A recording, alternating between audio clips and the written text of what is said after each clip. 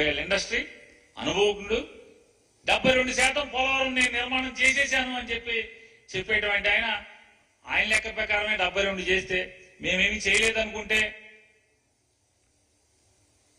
మరి మిగతా 38% ఎంతసేపు? 2 ఏళ్లలో 78% కట్టినోడివి, మిగతా 30% ఎప్పుడులోపు కట్టాలి? పోనీ ఆ 28% ఎప్పుడులోపు కట్టాలి? పోనీ మేము ఒక 8% కట్టామనుకుందాం, నువ్వు చెప్పే లెక్కలు, నువ్వు దొంగ లెక్కల ప్రకారం. మేమైతే డ్యామ్ ఏమైనా కడితే మేమే కట్టాం. స్పిల్వే పూర్తిగా పునాదులు చెప్తే స్పిల్వే పూర్తి చేసింది మేము, నీళ్లు డైవర్షన్ చేసింది మేము, కాఫర్ డ్యామ్ కంప్లీట్ చేసింది మేము. ఇవాళ ఎప్పుడు పూర్తి చేస్తామో తెలియదు. పోలవరం ఎప్పుడు పూర్తి అవుతుందో నాకే తెలియదు. చంద్రబాబు నాయుడు గారు ఒకసారి ఆయన ముందేం మాట్లాడాడు, వెనకేం మాట్లాడాడు ఒకసారి చూద్దాం. తల్లికి వందనం లాస్ట్ పెట్టు. మళ్ళీ చెప్తున్నా, నాణ్యమైన కరెంటు రావాలంటే, కరెంటు రేట్లు పెరగకుండా ఉండాలంటే తెలుగుదేశం జనసేన రావాలి. టారిఫ్స్ పెంచకుండా నాణ్యమైన విద్యుత్ అందజేస్తా ఉన్నారు. అట్లాగే లాసెస్ చెప్పాను, నువ్వు చెప్తున్నావు నాకు, నేను ఉండే వాస్తవ పరిస్థితి సార్. అతను ముందేం చెప్పాడు? జగన్మోహన్ రెడ్డి గారు ఉన్నప్పుడు ట్రూ అప్ ఛార్జెస్ వేస్తున్నారు, జనసేన తెలుగుదేశం పార్టీ ప్రభుత్వం ఎందుకు రావాలి, కరెంటు ఛార్జీలు పెంచకుండా ఉంటాకి రావాలని చెప్పి మాట్లాడారు ఎన్నికల ముందు. ఇప్పుడేమంటున్నావు? నేను చెప్పానా అంటున్నాడు విలేకరుని.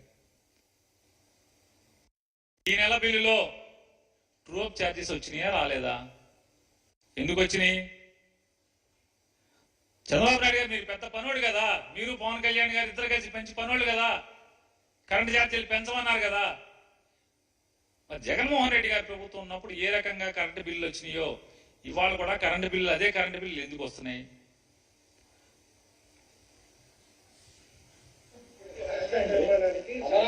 నిర్మించలేదు. ఈ రోజు మీరు మొత్తం విజిట్ చేశారు కదా సార్, అప్రాక్సిమేట్లీ దీని నిర్మాణానికి ఎంత ఖర్చు అవుతుంది, మీరు ఎన్ని రోజుల్లో చేస్తారు? ఇప్పుడు నిన్ను అడగాలి క్వశ్చన్, విలేకరుని అడగాలంట. నిన్ను నేను నియమిస్తే నువ్వు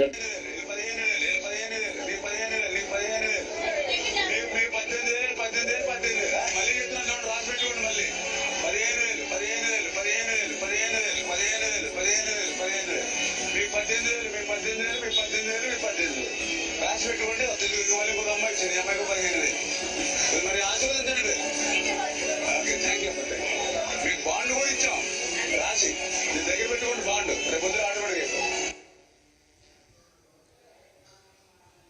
విన్నారు కదా ఆయన చెప్తున్నాడు 15,000 మామూలుగా హోల్సేల్ మార్కెట్ లో పిలుస్తూ ఉంటారు.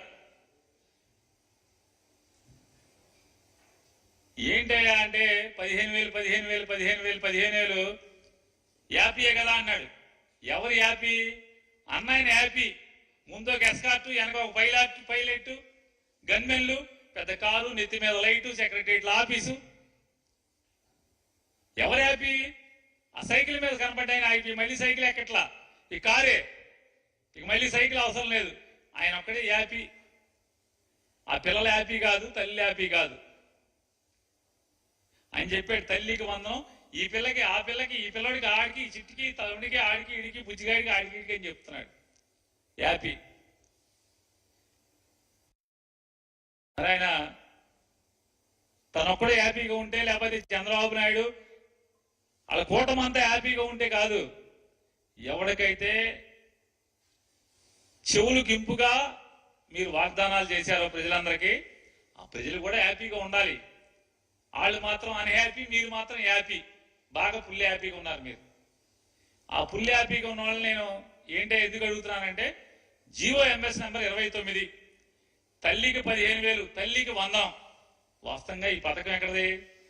జగన్మోహన్ రెడ్డి గారి పథకం, అమ్మఒడి పథకం. అమ్మఒడి పథకాన్ని పేరు మార్చి కాపీ కొట్టి తల్లికి 100. జగన్మోహన్ రెడ్డి గారు ఒకరికే ఇచ్చాడు. మేము ఇంట్లో ఎంతమంది ఉంటే అంతమందికి, ఒకరైతే 15,000, ఇద్దరైతే 30,000, ముగ్గురైతే 40,000, నలుగురైతే 60,000.